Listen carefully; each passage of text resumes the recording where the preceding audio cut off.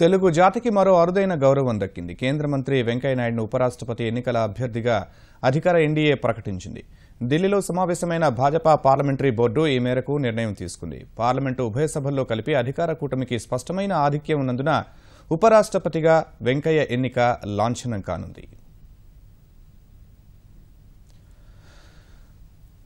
చిన్ననాటి నుంచి భాజపాతోనే కలిసి పనిచేసిన ఎం వెంకయ్యనాయుడును భాజపా కీలక నేతగా అభివర్ణించారు. భాజపా అధ్యక్షుడు అమిత్ షా ఎంతో అనుభవం, సీనియర్ నేతగా ఆయన ఎంపిక హర్షించాల్సిన విషయంగా ప్రకటించారు. ఆగస్టు 5న జరగాల్సిన ఉపరాష్ట్రపతి ఎన్నికకు అధికార కూటమి అభ్యర్థిని ఖరారు చేసింది.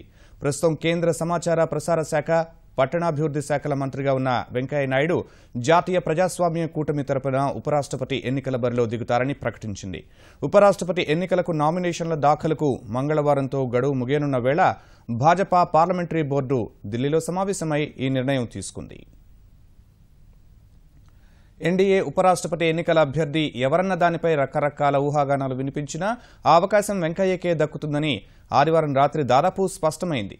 దక్షిణాది నుంచి ఉపరాష్ట్రపతి అభ్యర్థిని ఎంపిక చేయాలని సూత్రప్రాయంగా నిర్ణయం తీసుకున్న భాజపా వెంకయ్య అభ్యర్థిత్వం వైపు మొగ్గు చూపింది. ఉపరాష్ట్రపతి రాజ్యసభకు చైర్మన్గా వ్యవహరించాల్సి ఉంటుంది కనుక అందుకు వెంకయ్య నాయుడు లాంటి వారే సరైన వ్యక్తి అని పార్టీ భావించింది. ఉపరాష్ట్రపతిగా వెంకయ్య పేరును ప్రతిపాదిస్తే కొన్ని విపక్షాలకు కూడా మద్దతు పలికే అవకాశం ఉందని భాజపా అధిష్టానం అంచనా వేసింది.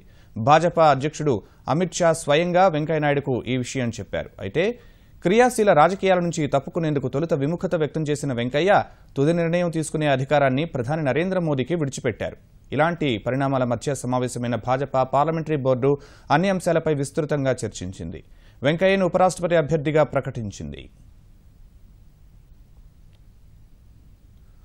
ఉపరాష్ట్రపతి ఎన్నికల్లో ఎన్డీఏ అభ్యర్థిగా వెంకయ్య నాయుడు, విపక్షాల ఉమ్మడి అభ్యర్థిగా గోపాలకృష్ణ గాంధీ మధ్య పోటీ నెలకొంది. వీరిద్దరూ మంగళవారం నామినేషన్లు దాఖలు చేయనున్నారు. ఉపరాష్ట్రపతి ఎన్నికల్లో పార్లమెంటు ఉభయ సభలకు చెందిన సభ్యులకు మాత్రమే ఓటు హక్కు ఉంటుంది. ఉభయ సభల్లో మొత్తం 790 మంది సభ్యులుండగా 500 నుంచి 550 మంది సభ్యుల మద్దతుతో వెంకయ్య ఘన విజయం సాధిస్తారని అధికార పక్షం విశ్వాసంగా ఉంది.